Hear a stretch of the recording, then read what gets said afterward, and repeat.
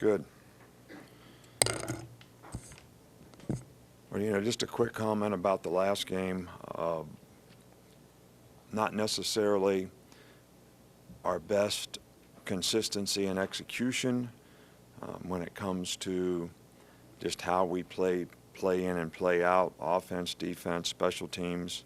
But the players really competed well in the game, overcame a lot of adversity, and hung in there and kept grinding and came out with a win. So it's always great to have SEC Players of the Week, Derrick Henry and Adam Griffin, both guys very deserving.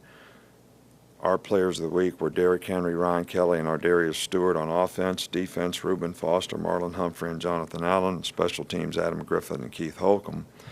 I don't really have any updates from anything new on injuries or anything from yesterday. But this is a great opportunity for our team to play in the SEC championship game.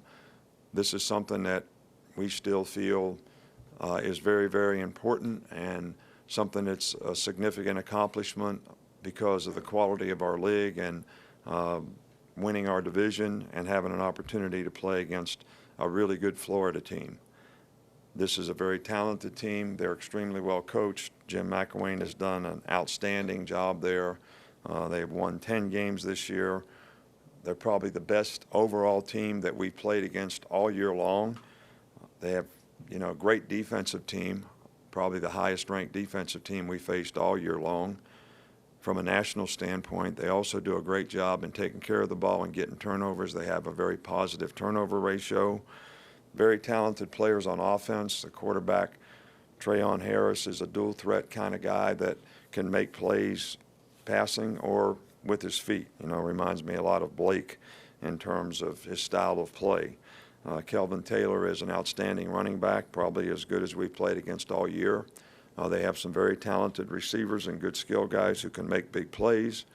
And this is one of the most talented special teams. They've struggled a little bit on field goals this year, but other than that, they have one of the highest net punts in the country.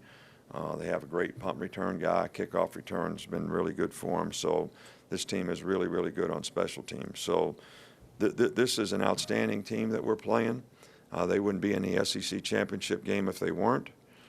And I think anybody out there that thinks this is not going to be a real challenge and a real test for our team is, I don't know what you're thinking. I don't know what your thinking is. So I really don't get it.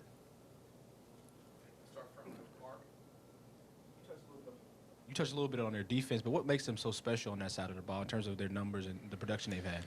Well, they've got very talented players, especially, both ends. I was going to say their front's very talented. They're very athletic. They've got really good inside players. They've got good edge rushers. The linebackers are really good players.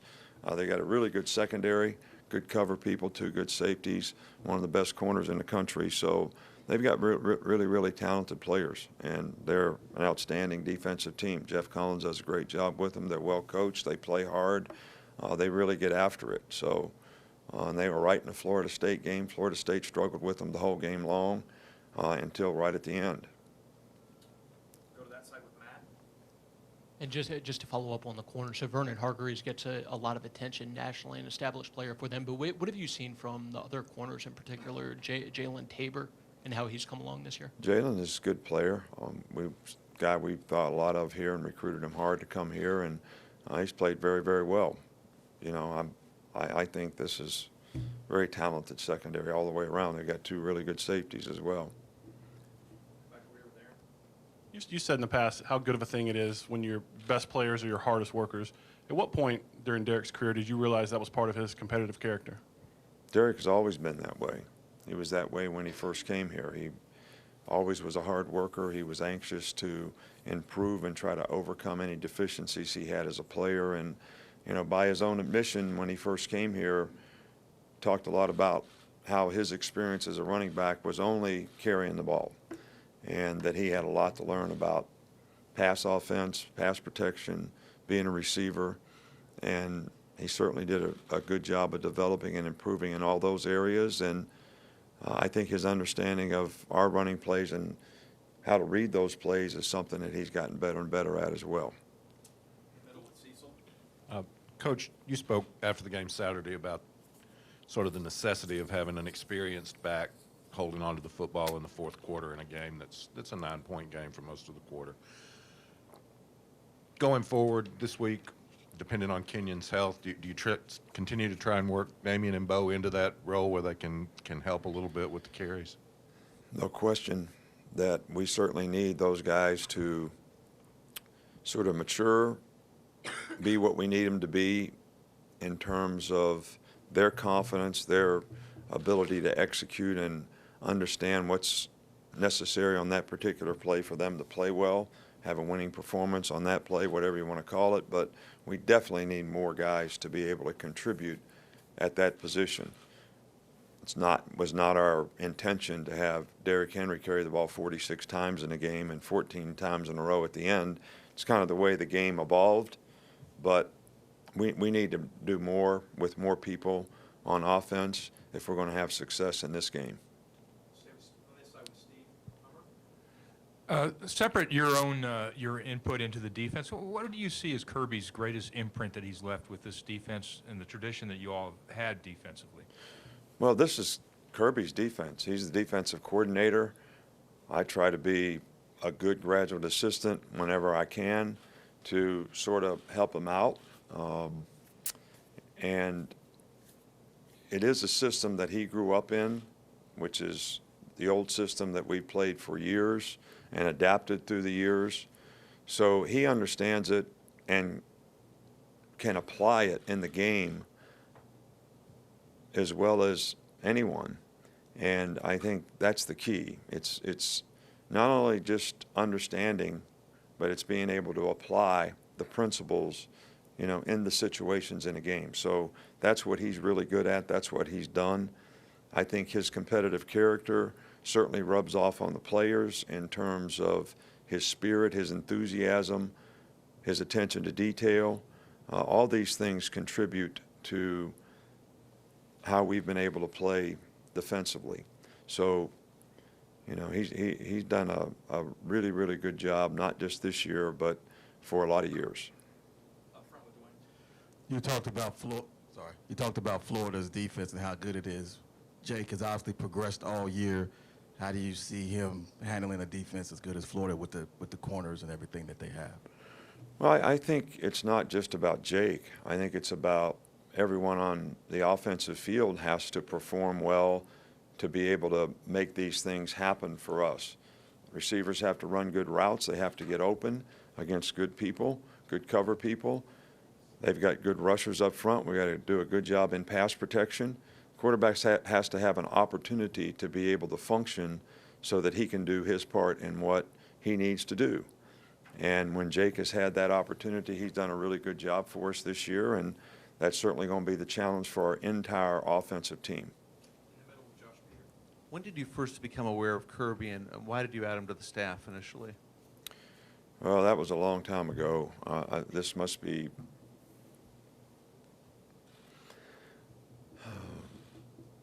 at LSU, however many years ago that's been. Kirby had coached and knew Will Muschamp, and Will was on our staff at LSU.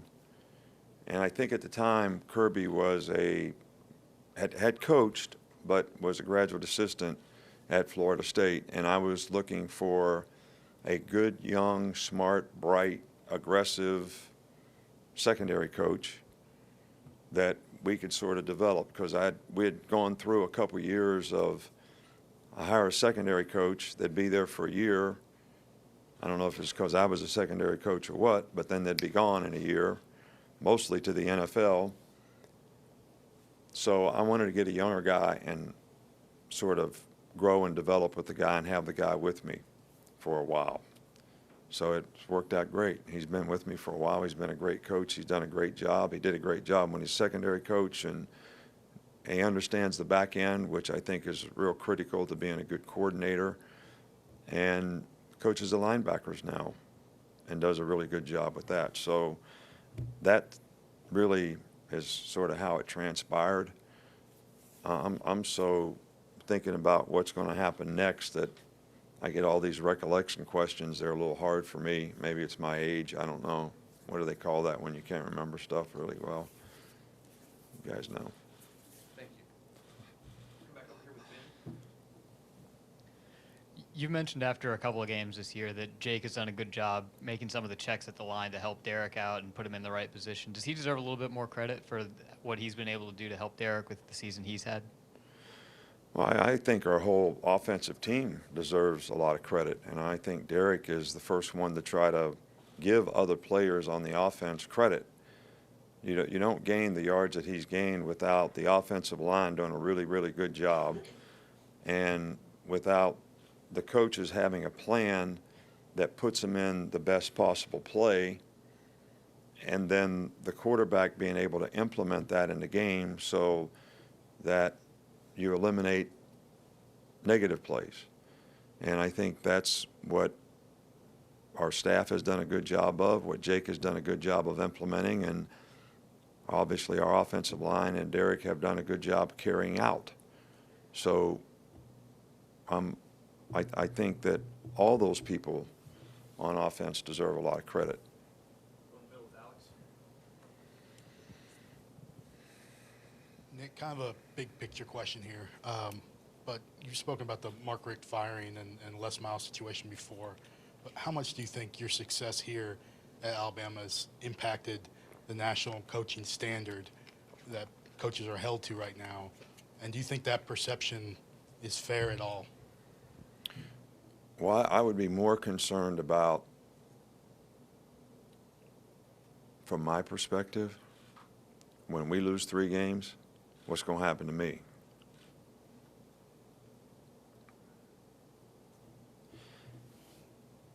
Look, I'm an old school, believe in college football and what college football is all about.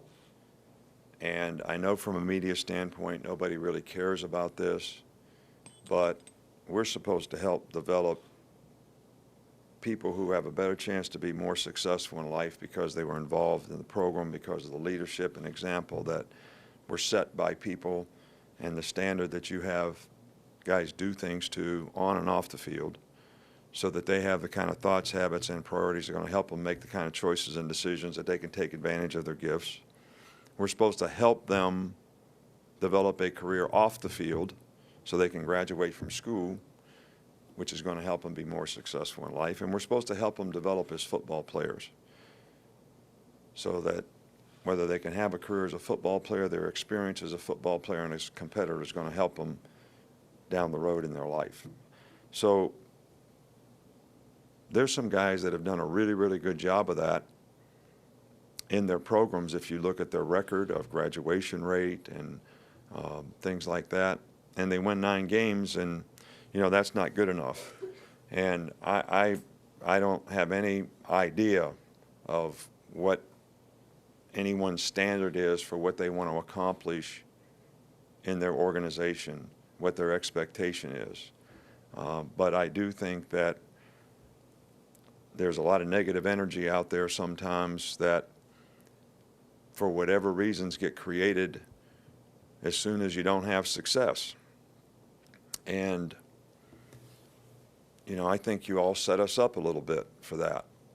Just like, you know, talking about what I hear everybody talking about this game and how we're supposed to win this game, as if Florida does not have a good team that won 10 games and is one of the nationally ranked teams and beat Ole Miss really bad, a team that beat us. So how did they do that? Or, so if we fail in this game, you can put the hammer on me. Setup. I get it. Hope our players get it. Go to the back, Joe. Hey, Coach. The quick success. Joe, I'm getting wound up here now, so be careful. The quick success that Jim McElwain's had as a head coach both at Florida and at Colorado State, what did you see that maybe led you to believe that this was going to be his future? Well, I've always thought Mac was a really, really good coach, really good guy, well liked by the players, very good teacher, very innovative in terms of creating issues for the defensive team, but doing it in a way where it doesn't create problems for his own players. It's not like you're running new plays all the time, but maybe the presentation is a little bit different. So the guy's integrity professionally, the kind of person he is, it's all A+. So any success that he's had is not at all a surprise to me. And he did a fabulous job here with the players that we had at the time, developing a very productive, consistent offensive group that helped us win a lot of games. Last one with Ken. Just wondered if you'd talk a little bit about Hale Hench's progress and what, just seen him on the field a little bit more. What's his role with your offense? Tight end has been a position that we've sort of, other than O.J. Howard, who sort of is a really good H-back type and has played well of late. We have looked for another guy to go with, sort of our two tights, two wides, which we play quite a bit. We use Brandon Green in a role at that position, who's really was an offensive tackle that we moved to tight end. And Hale was a young guy that we recruited that's very bright, understands football, has gotten some experience, and with that experience has really improved his level of consistency and performance and his confidence, I think. So it merits, him getting a more of a chance to play. So, and he did a pretty good job. He's done a pretty good job of taking advantage of that opportunity and how he's played. And we're very pleased with his progress. Thanks, Coach. All right, thank you.